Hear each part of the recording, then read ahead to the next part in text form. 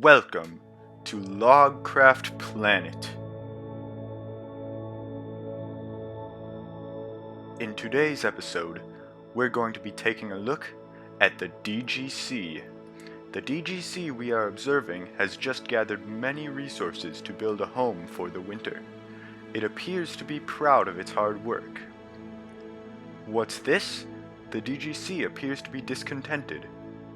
It appears that the DGC has forgotten to gather sand to make glass out of, and as we can see, it quickly left its habitat in search of more sand. It appears the DGC has returned from its trip. Looks like it is in the process of making the sand into glass, and it looks like the DGC has gotten all of its glass that it needs. Wait a minute, it appears it is still not satisfied. It looks like the DGC has also forgotten to get dye for its glass. DGCs are known to be very forgetful creatures. Looks like the DGC has finally returned from its dye-making trip. Ow, that looked like it hurt. Anyway, it is now back inside its shelter, where it will dye its glass. And it looks like the DGC has returned with glass. It would be a shame if it were to forget something else. And it looks like it has. The DGC is a very interesting creature. Well, that's all the time we have today, so we'll see you next time on Logcraft Planet. Hello everyone, and welcome back to Logcraft, episode 7. I bet you liked that intro there. It was a thing. Yeah, I decided I would try something new. Wait, a wandering trader? Hello. Where is he? Where is he? Okay, I'll just kill the llamas first. What's up? Oh, it's night now. Gotta sleep. So as you could probably tell in that intro, in the last episode I forgot about a lot of stuff to gather. For example, the glass. And now we've got all this glass, which should be enough to get pretty far into the base. And as well as that, I decided to get some more quartz because I didn't have that much before. And I think this should definitely be enough, especially since quartz is not really our main block that we're going to be using. I mean, there's not really a main block, I guess. But as well as that, I sorted through all my chests. You can see I still have a bit of a chest monster, but we do have a sorted ender chest, and we've got a new valuables box where I've put all of my valuable stuff. And as you can see, in the process of getting some more quartz, I did also get 4 more netherite ingots. So it's time to use some of them. So we are pretty much, yeah, as you can see, we got that challenge. So we're pretty much complete on netherite stuff now. I'm going to take this off so that it's not like the shulker head. I even put my shulker head in here. But yeah, I think with all that out of the way, we can just get started on the base right away. I don't really want to extend the time any longer that I have without a mega base. So, it's time to begin. And this is a pretty big moment in Logcraft right now. So, it's time to start a time lapse, because why would I not do it in the form of a time lapse? Let's go!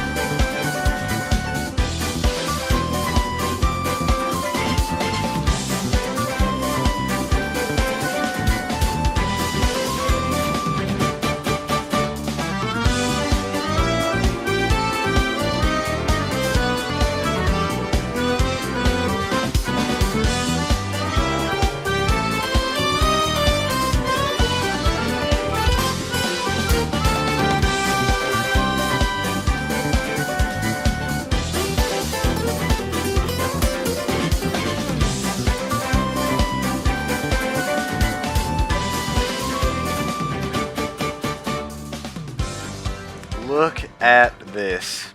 I'm super happy with how this is turning out so far. And we're just getting started.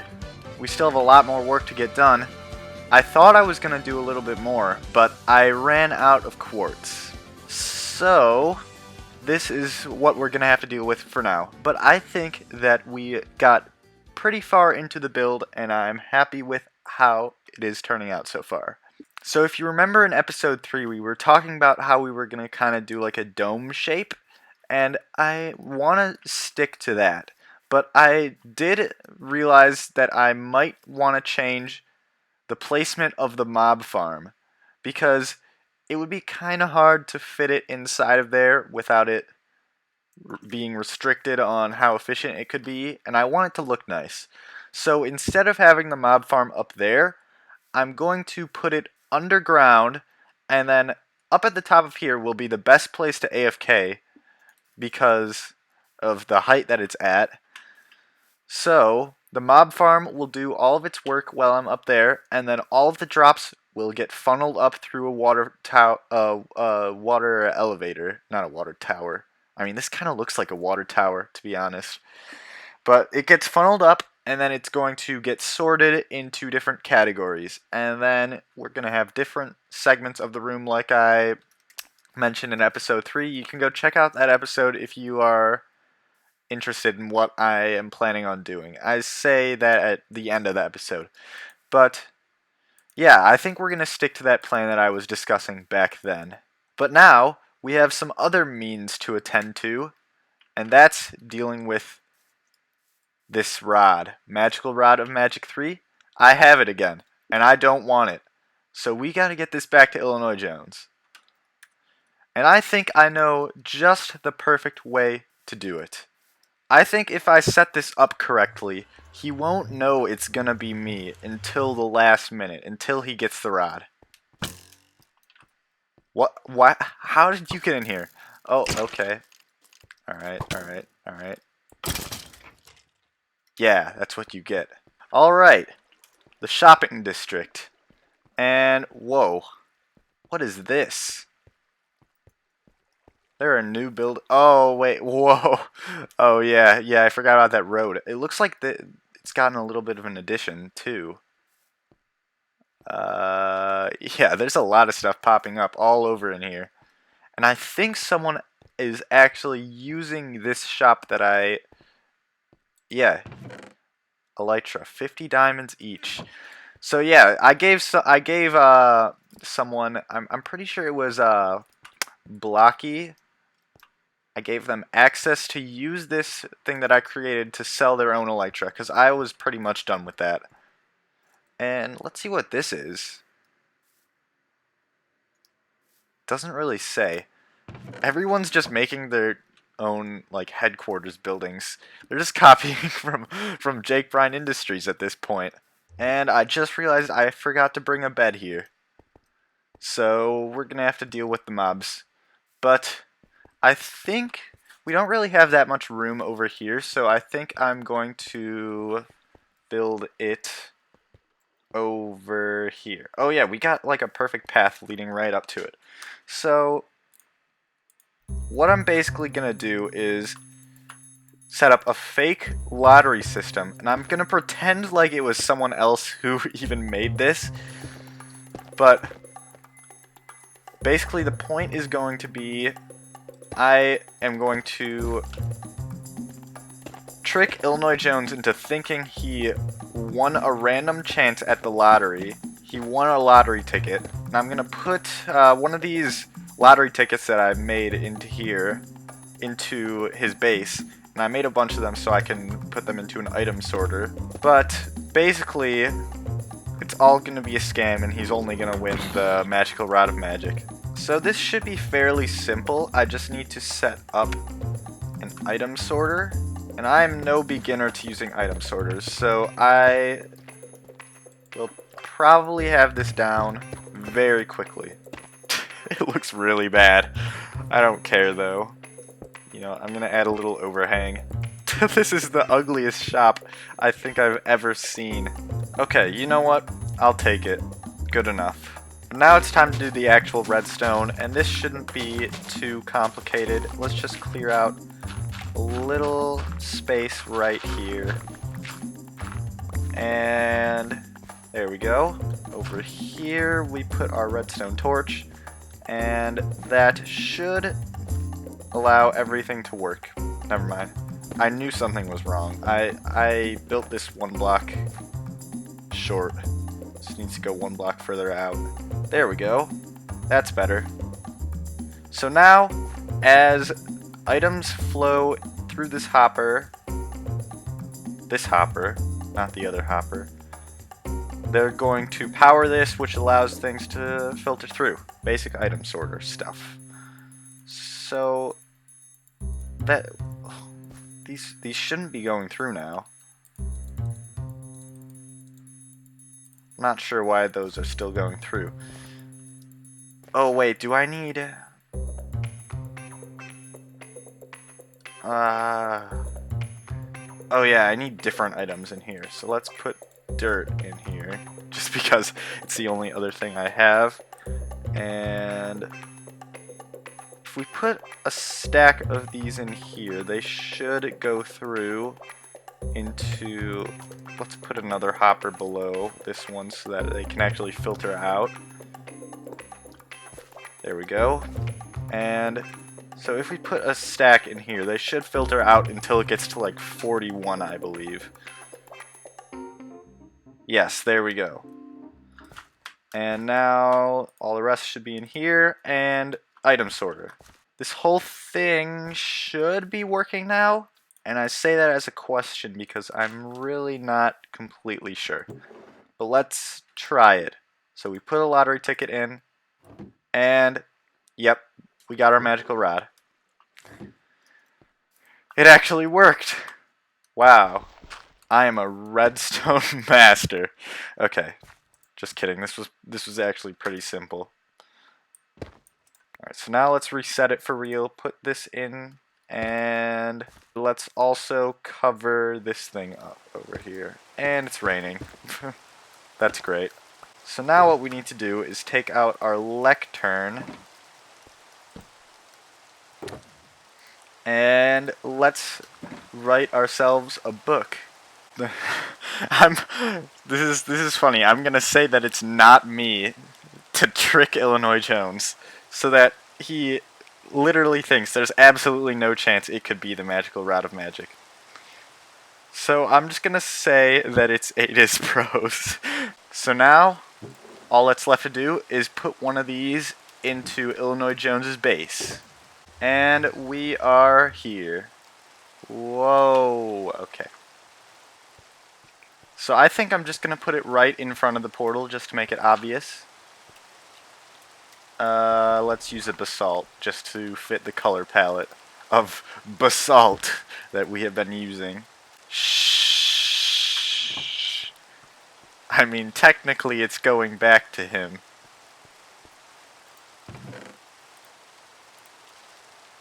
Oh.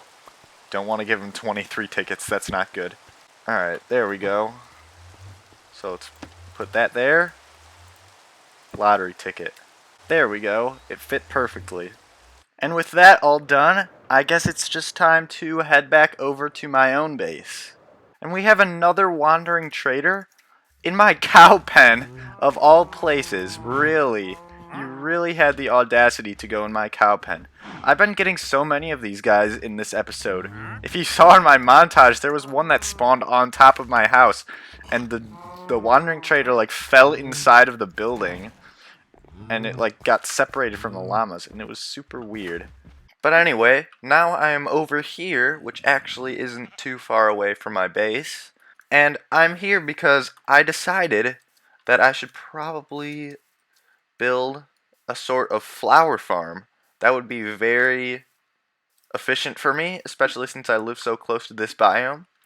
And I found this really good area that has a lot of flower variety, so I can get a ton of dyes if I build it right over here.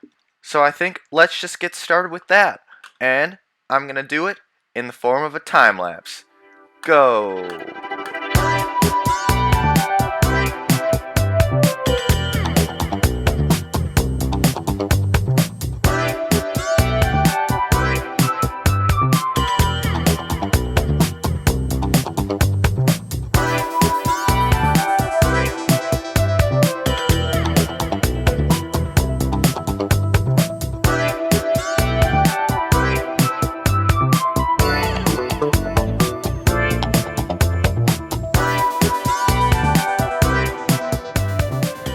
we go, a fully constructed flower farm. And I did realize while I was editing that montage, you didn't really get to see a lot of the stuff that was behind the scenes down here. There's quite a bit of redstone going on, and a lot of this stuff isn't fully functioning yet.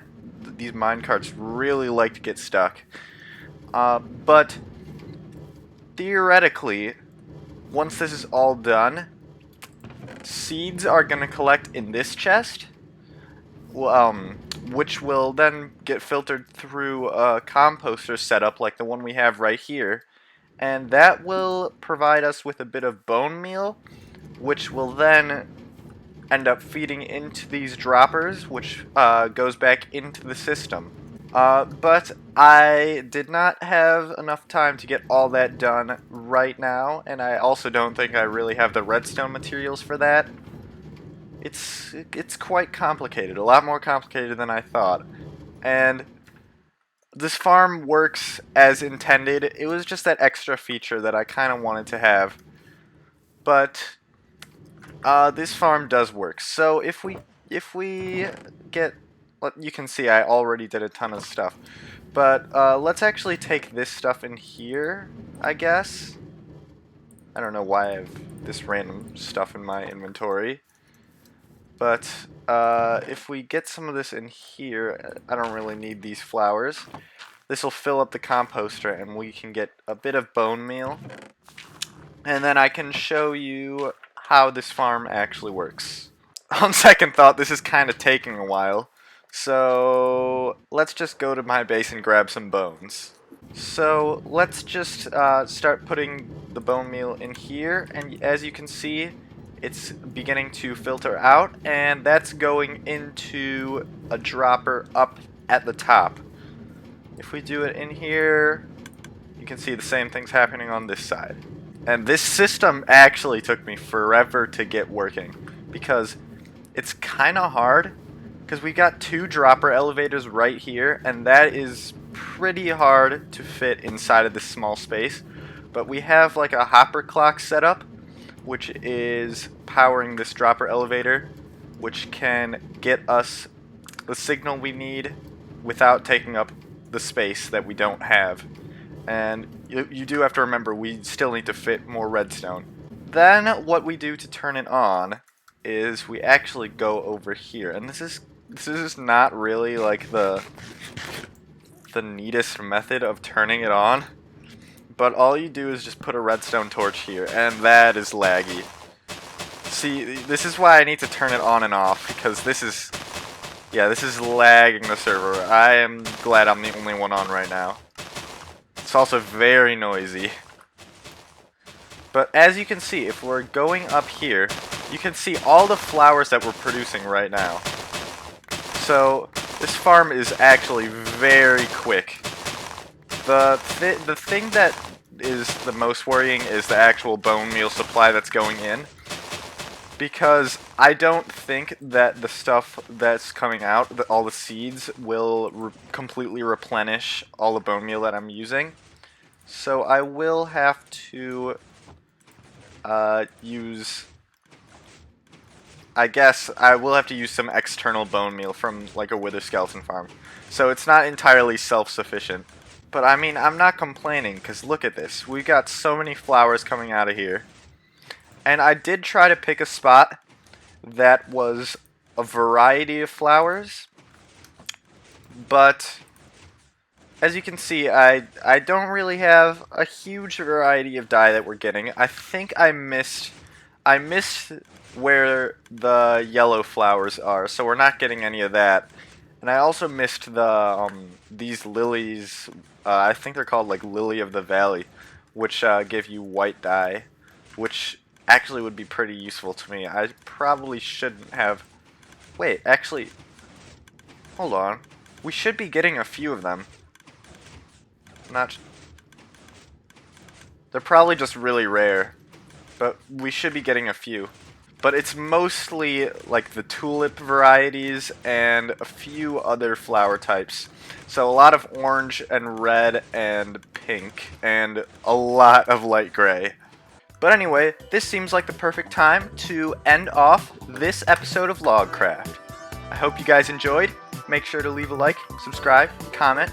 If you did, comment's not as important, but do it anyway if you really want to.